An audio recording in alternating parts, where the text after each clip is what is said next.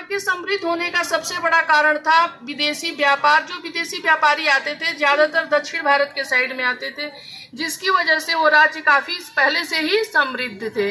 मेरी बात समझ रहे हो साहब?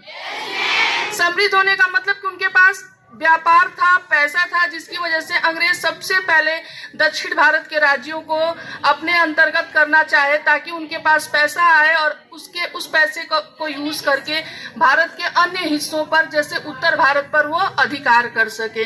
तो इसके लिए उन्होंने सोचा कि महिला प्रधान राज्य है, ये यहाँ महिला राज्य कर रही है, तो इस राज्य को हम सबसे पहले अपने राज्य हड़प नीति के अंतर्गत अपने अंतर्गत करें, और इसके लिए उन्होंने कितूर राज्य पर सबसे पहले नजर डाली।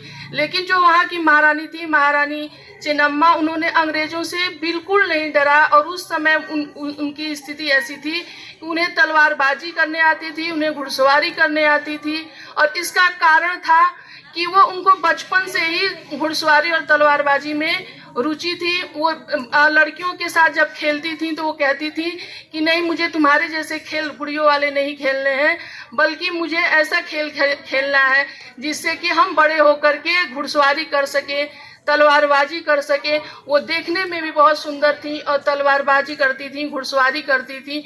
यहाँ तक कि उनके गांव में एक बार बाघ आ गया था और उन्होंने अपने गांव वालों की बाघ से रक्षा की थी, जिसकी वजह से वो पूरे अपने एरिया में चर्चित हो गई।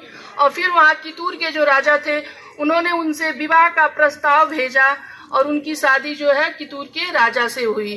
और फिर राजा से जब शादी हुई तो वो वहाँ की महारानी बन गए।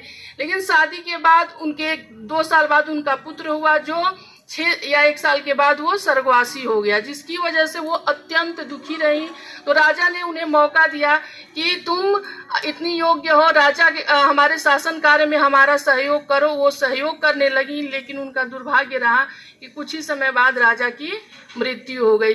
क्योंकि उस समय जो अंग्रेज भारत में प्रवेश कर चुके थे, इसलिए वो चाहते थे कि सभी राज्यों को किसी न किसी बहाने हम अपने राज्य में अंतर्गत कर ले, जिसके लिए उन्होंने कितूर पर इस बहाने से आक्रमण किया कि वहाँ पे कोई राजा नहीं है, महिला शासिका है, तो हम उसे अपने आक्रमण करके या किसी बहाने से अपने अंतर्गत करते हैं। जिसका पूरी तरह से बहुत ही अच्छे से कड़ा प्रतिरोध किया महारानी चेन्नम्मा ने, और 2 बार उन्होंने अंग्रेजों को करारी शिकस्त दी। वो बिल्कुल डरी नहीं। उनके जो सेनानी थे वो भी उनसे कहे कि महारानी हमारी तैयारी बहुत अच्छी नहीं है। तो उन्होंने कहा कि जब तक मैं जिंदा हूं तब तक ये हो नहीं सकता कि मैं अंग्रेजों को अपना राज्य दूं। और उन्होंने सबसे पहले भारत के स्वतंत्रता संग्राम में पहली ऐसी महिला शासिका थी जिन्होंने अंग्रेजों से लड़ाई लड़ी और 2 बार अंग्रेजों को पराजित किया।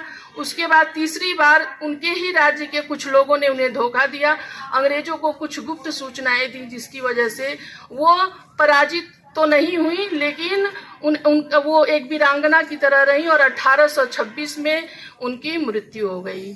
और सबसे बड़ी बात कि वो पहली ऐसी शासिका है जिनकी भारतीय संसद भवन में वैसी ही मूर्ति बनी हुई है जैसा कि तुम लोग कहीं फोटो में देखती होगी, घोड़ा चलाते हुए। देखने से तो लगता है जैसे कि महारानी लक्ष्मीबाई हैं, लेकिन वास्तव में सभी को ये जानना चाहिए कि वो महारानी चेन्नम्मा की प्रतिमा संसद भवन में लगी हुई है। अब तुम लोग ये याद रखो बस कि हमारे संसद भवन में किसकी प्रतिमा लगी हुई है?